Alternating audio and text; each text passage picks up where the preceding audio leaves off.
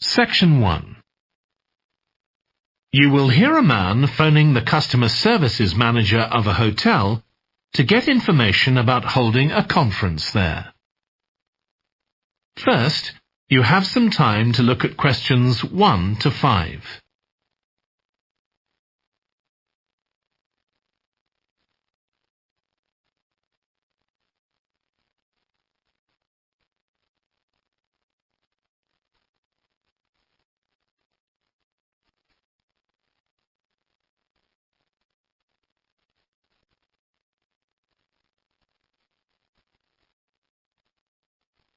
You will see that there is an example that has been done for you. On this occasion only, the conversation relating to this will be played first. Hello, Flanders Conference Hotel. Oh, hi. I wanted to ask about conference facilities at the hotel. Have I come through to the right person? You have. I'm the customer services manager. My name's Angela. The name of the customer services manager is Angela. So Angela has been written in the space. Now we shall begin. You should answer the questions as you listen, because you will not hear the recording a second time.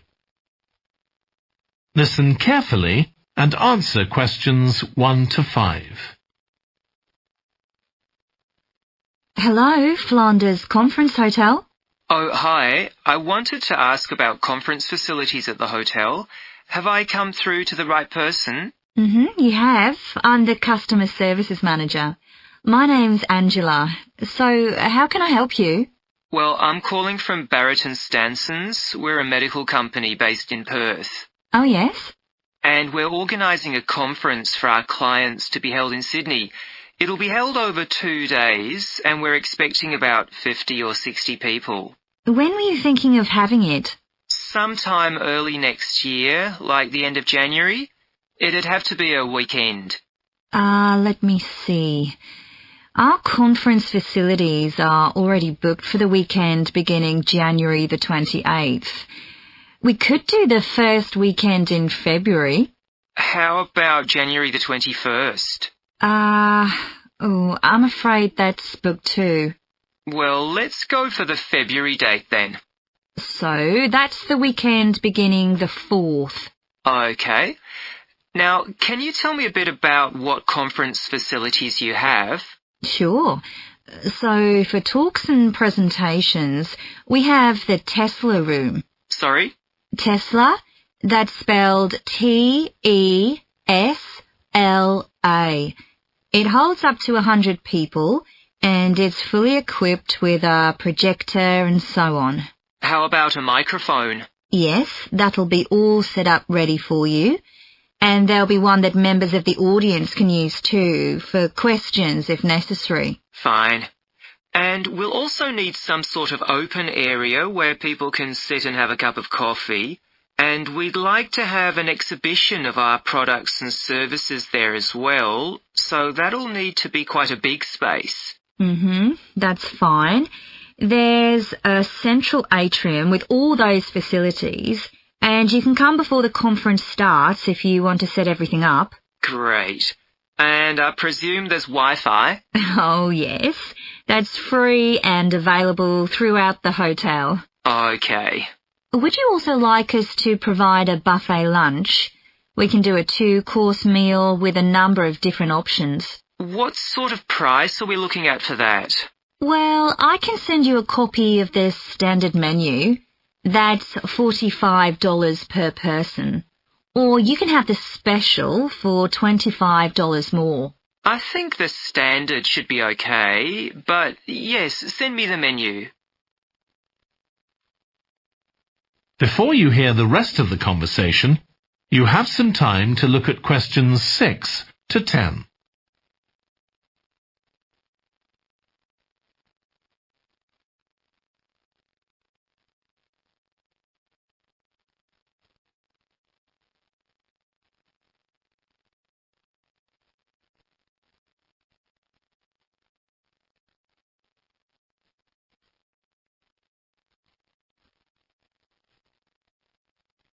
Now listen and answer questions 6 to 10. Now, we're also going to need accommodation on the Saturday night for some of the participants. I'm not sure how many, but probably about 25. So, what do you charge for a room? Well, for conference attendees, we have a 25% reduction, so we can offer you rooms at $135. Normally, a standard room's $180. And does that include breakfast? Sure. And, of course, guests can also make use of all the other facilities at the hotel. So we've got a spa where you can get massages and facials and so on. And there's a pool up on the roof for the use of guests. Oh, great. Now, what about transport links? The hotel's downtown, isn't it? Yes. It's about 12 kilometres from the airport, but there's a complimentary shuttle bus for guests. And it's only about 10 minutes walk from the central railway station. Okay. Now, I don't know Sydney very well. Can you just give me an idea of the location of the hotel? Well, it's downtown on Wilby Street. That's quite a small street, and it's not very far from the sea. And of course, if the conference attendees want to go out on their Saturday evening, there's a huge choice of places to eat. Then, if they want to make a night of it, they can go on to one of the clubs in the area. There are a great many to choose from. Okay. So, if we go ahead with this, can you give me some information about how much we're looking at? That is the end of section 1. You now have half a minute to check your answers.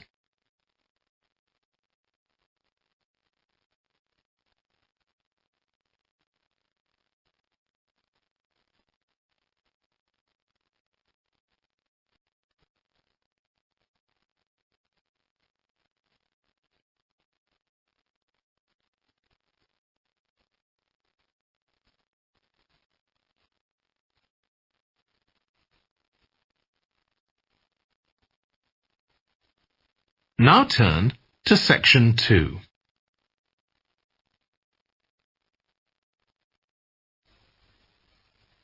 Section 2.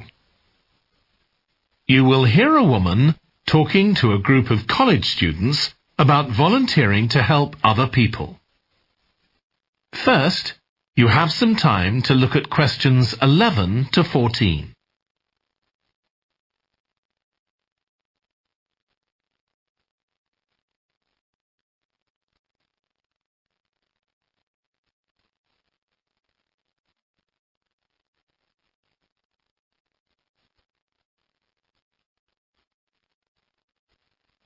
Now listen carefully and answer questions 11 to 14. Good morning. My name's Lucy Crittenden, and I'm the Director of Operations for an organisation that arranges volunteering in this part of the country. I'm hoping I can persuade one or two of you to become volunteers yourselves. Let me start by briefly explaining what we mean by volunteering. Volunteers are teenagers and adults who choose to spend some time unpaid helping other people in some way. Most volunteers devote 2 or 3 hours to this every week, while a few do much more. The people they help may have physical or behavioural difficulties, for example. Volunteers can do all sorts of things, depending on their own abilities and interests. If they're supporting a family that's struggling, for example, they may be able to give them tips on cooking, or recommend how to plan their budget, or how to shop sensibly on their income. They might even do some painting or wallpapering, perhaps alongside any members of the family who are able to do it. Or even do some babysitting, so that parents can go out for a while. The benefit from volunteering isn't only for the people being helped. Volunteers also gain from it. They're using their skills to cope with somebody's mental or physical ill health, and volunteering may be a valuable element of their CV when they're applying for jobs. Employers usually look favourably on someone who's given up time to help others. Significantly, most volunteers feel that what they're doing gives them a purpose in their lives. And in my opinion, they're lucky in that respect, as many people don't have that feeling. Before you hear the rest of the talk, you have some time to look at questions 15 to 20.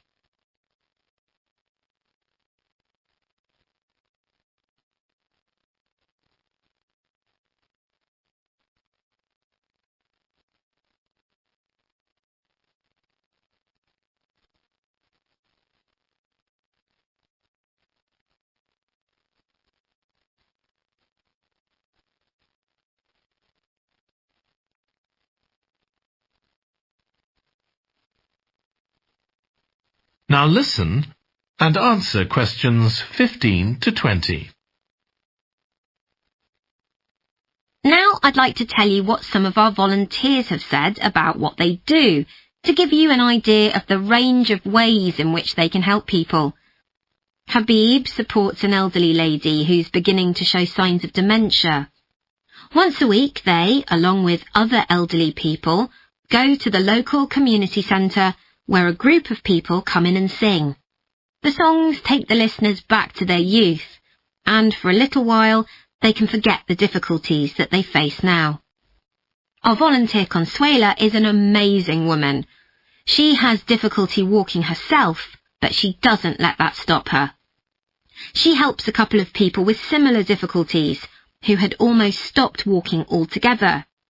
By using herself as an example, Consuela encourages them to walk more and more. Min visits a young man who lives alone and can't leave his home on his own, so he hardly ever saw anyone. But together they go out to the cinema, or to see friends the young man hadn't been able to visit for a long time. Tanya visits an elderly woman once a week. When the woman found out that Tanya is a professional dressmaker, she got interested. Tanya showed her some soft toys she'd made, and the woman decided to try it herself. And now she really enjoys it and spends hours making toys. They're not perhaps up to Tanya's standard yet, but she gains a lot of pleasure from doing it. Alexei is a volunteer with a family that faces a number of difficulties. By calmly talking over possible solutions with family members, he's helping them to realise that they aren't helpless and that they can do something themselves to improve their situation. This has been great for their self-esteem. And the last volunteer I'll mention, though there are plenty more, is Juba. She volunteers with a teenage girl with learning difficulties who wasn't very good at talking to other people. Juba's worked very patiently with her, and now the girl is far better at expressing herself and at understanding other people. OK, I hope that's given you an idea of what volunteering is all about. Now I'd like to talk to you about...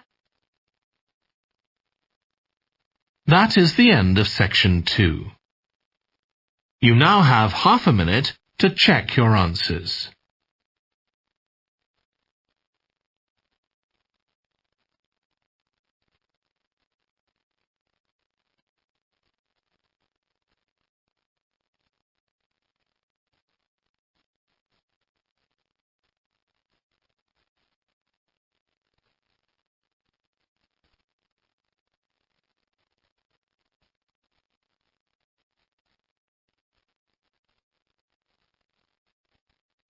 Now turn to section 3.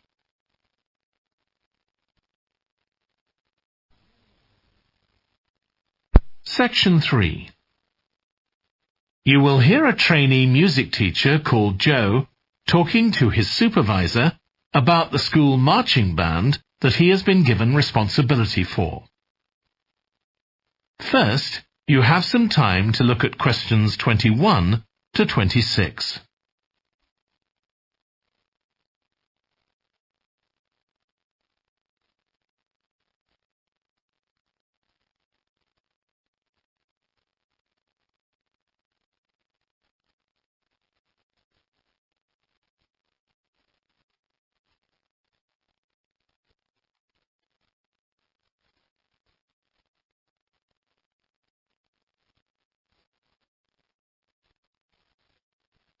Now listen carefully and answer questions 21 to 26.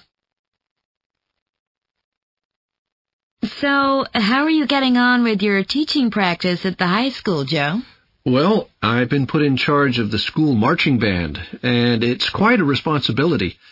I'd like to talk it over with you. Go ahead. You better start by giving me a bit of background. Okay. Well, the band has students in it from all years. So they're aged 11 to 18, and there are about 50 of them altogether. It's quite a popular activity within the school. I've never worked with a band of more than 20 before, and this is very different. I can imagine. They aren't really good enough to enter national band competitions, but they're in a regional one later in the term. Even if they don't win, and I don't expect them to, hopefully it'll be an incentive for them to try and improve. Yes, hopefully. Well, now the town council's organizing a carnival in the summer, and the band has been asked to perform. If you ask me, they aren't really up to it yet, and I need to get them functioning better as a band, and in a very short time. Have you been doing anything with them? Apart from practicing the music, I mean. I played a recording I came across of a drummer talking about how playing in a band had changed his life. I think it was an after-dinner speech. I thought it was pretty inspiring, because being in the band had stopped him from getting involved in crime. The students seemed to find it interesting, too. That's good.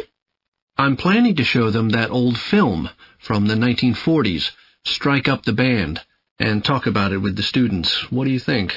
Good idea. As it's about a school band, it might make the students realize how much they can achieve if they work together. That's what I've got in mind. I'm hoping I can take some of the band to a parade that's going to take place next month. A couple of marching bands will be performing, and the atmosphere should be quite exciting. It depends on whether I can persuade the school to hire a coach or two to take us there. They sound like good ideas to me. Thanks. Before you hear the rest of the discussion, you have some time to look at questions 27 to 30.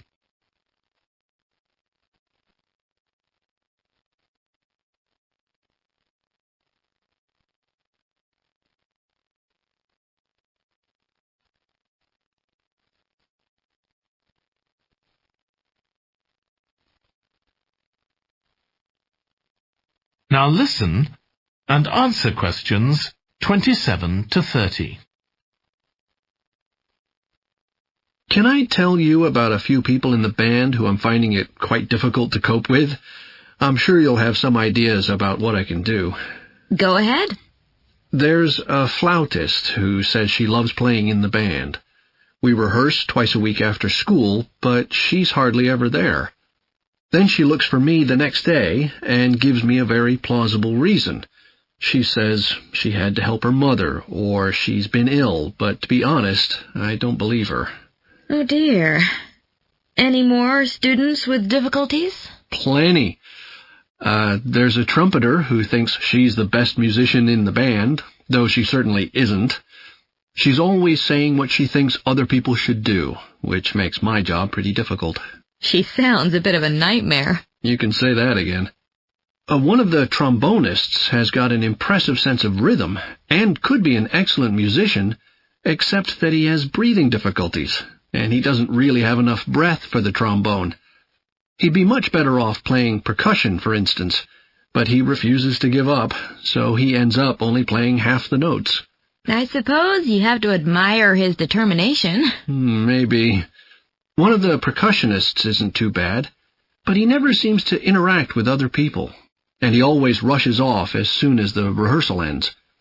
I don't know if there are family reasons or what, but it isn't good in a band, where people really need to feel they're part of a group. There are others, too, but at least that gives you an idea of what I'm up against. Do you have any thoughts about what I can do, Lizzie? That is the end of section 3. You now have half a minute to check your answers.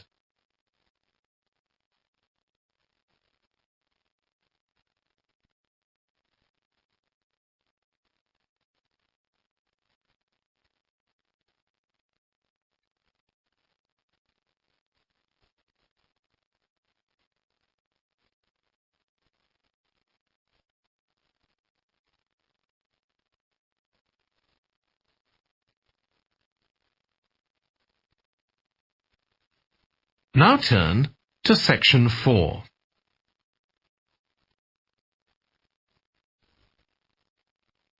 Section 4. You will hear a British University lecturer in music talking about concerts in an arts festival. First, you have some time to look at questions 31 to 40.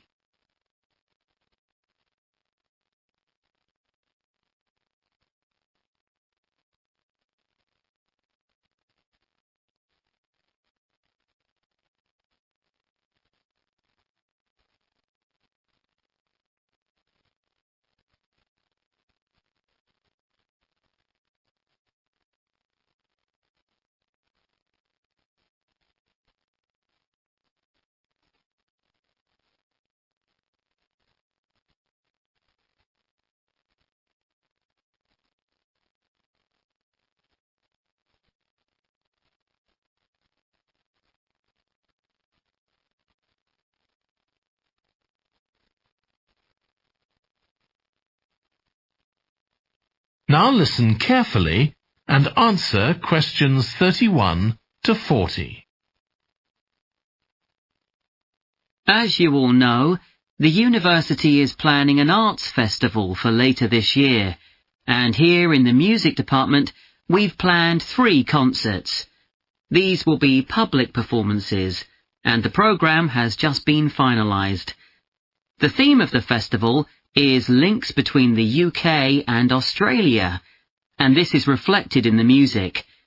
Each concert will feature both British and Australian composers.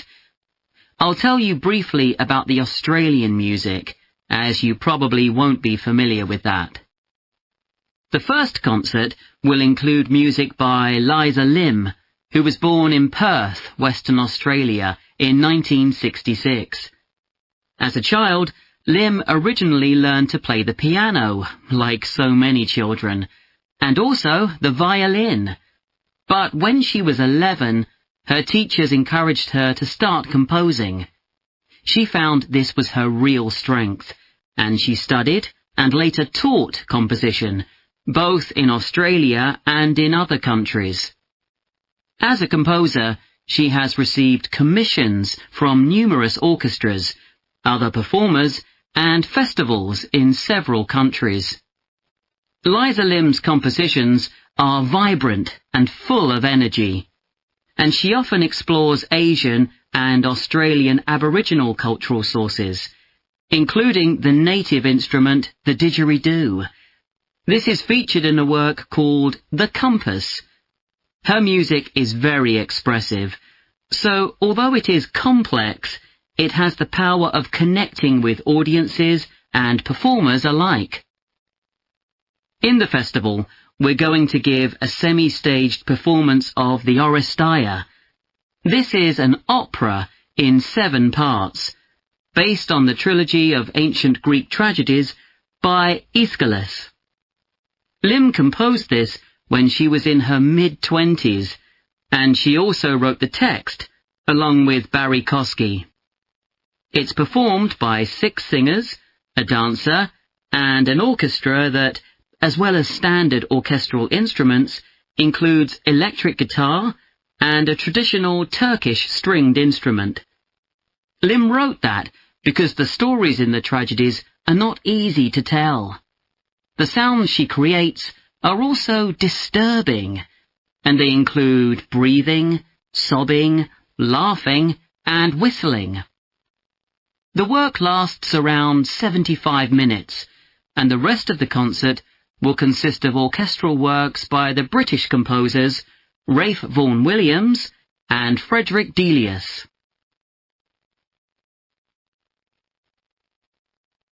Moving on now to our second concert. This will begin with instrumental music by British composers Benjamin Britten and Judith Weir. After the interval, we'll go to Australia for a piece by Ross Edwards, The Tower of Remoteness. According to Edwards, the inspiration for this piece came from nature, when he was sitting alone in the dry bed of a creek, overshadowed by the leaves of palm trees, listening to the birds and insects. The Tower of Remoteness is scored for piano and clarinet. Edward says he realized years after writing the piece that he had subconsciously modelled its opening phrase on a bird call. Ross Edwards was born in 1943 in Sydney, Australia, and studied at the Sydney Conservatorium of Music and the Universities of Adelaide and Sydney. He's well known in Australia, and in fact, he's one of the country's most performed composers. He's written a wide range of music, from symphonies and concertos to some composed specifically for children. Edwards's music has been described as being deeply connected to Australia, and it can be regarded as a celebration of the diversity of cultures that Australia can be proud of. The last of the three Australian composers to be represented in our festival is Carl Vine. Born in 1954, Vine, like Liza Lim, comes from Perth, Western Australia. He took up the cornet at the age of 5, switching to the piano 5 years later. However, he went to university to study physics before changing to composition. After graduating, he moved to Sydney and worked as a freelance pianist and composer. Before long, he had become prominent in Australia as a composer for dance, and in fact has written 25 scores of that type. In our third concert, Vine will be represented by his music for the flag handover ceremony of the Olympics held in 1996. This 7-minute orchestral piece was of course heard by millions of people worldwide, and we'll hear it alongside works written by British composers Edward Elgar and, more recently, Thomas Adès. That is the end of section 4. You now have half a minute to check your answers.